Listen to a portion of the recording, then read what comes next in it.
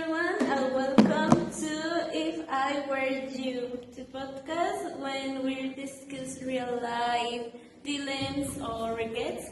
Today we're talking about the story of a woman who regrets marrying someone she was never fully sure about. She explained that she spent years supporting a man who had no goals or motivation, while she worked, studied, and carried almost every responsibility alone. Personality, if I were her, I would have paid more attention to this about getting married. Sometimes people stay in a relationship because they feel a competition or hope things are about to improve. But relationships are supposed to a partnership, not a situation where only one person do all alone. I also think she must have felt emotionality drained after years of handling finances, planning the future, or organizing the divorce process by herself. If only she had realized sooner that love cannot um, force someone to change. At the same time, I don't think she wasted all her young to her the 20s are completely wasted. No.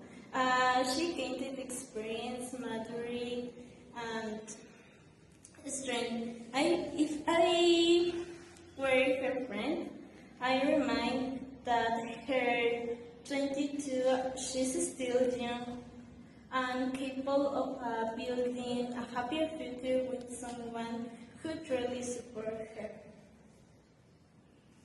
I agree with Emily.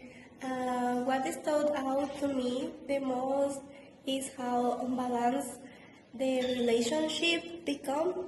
The woman mentioned that she planned where they both live, how much money will be saved, and even her possible motherhood by herself.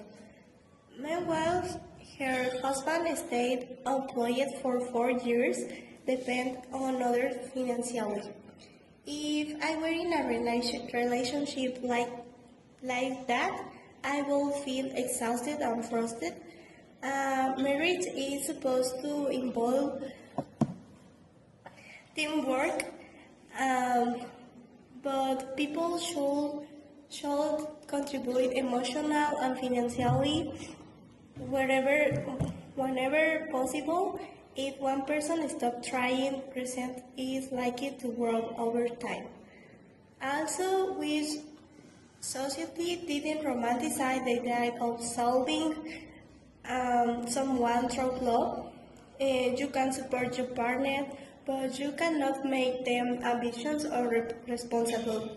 In this case, she basically had everything done alone, from working and studying to handling the divorce papers. If only had discussed their expectations more honestly before marriage, maybe things would have turned out differently. And still, I admire the resilience because despite everything, she kept studying and working. If I were her, I would see the divorce not as filter, but as an opportunity to finally focus on myself and my future. For me, the saddest part of the story is when she said that she felt that she lost her 20s. That sentence really shows how much regret she carries. Imagine adapt your whole life for someone's lack of ambition and then realizing you later that your own dreams were left behind. If I were her, I think I would be angry at myself for ignoring the warning signs. but I'd also try to forgive myself. I think many people stay in unhealthy relationships because they believe things are likely to improve eventually. Unfortunately, that doesn't always happen. I also think boundaries are extremely important. If only she had stronger limits earlier, she might not have carried the entire relationship on her shoulders for so long. And also, I think healthy relationships should make both people grow together, not leave one person emotionally exhausted. Another thing that shocked me was how even the divorce process is being managed by her alone. She had to ask him repeatedly to sign the papers, and his response was simply, "You know how I am."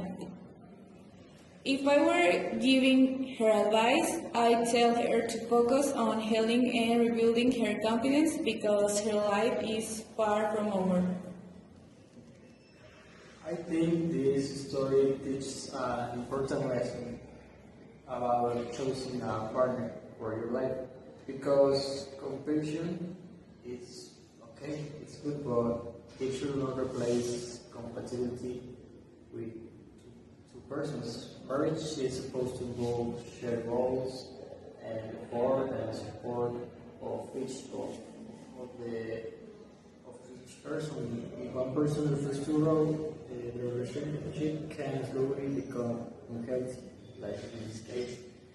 If I were in her position, I would try to see divorce as a second chance instead of focusing on regrets.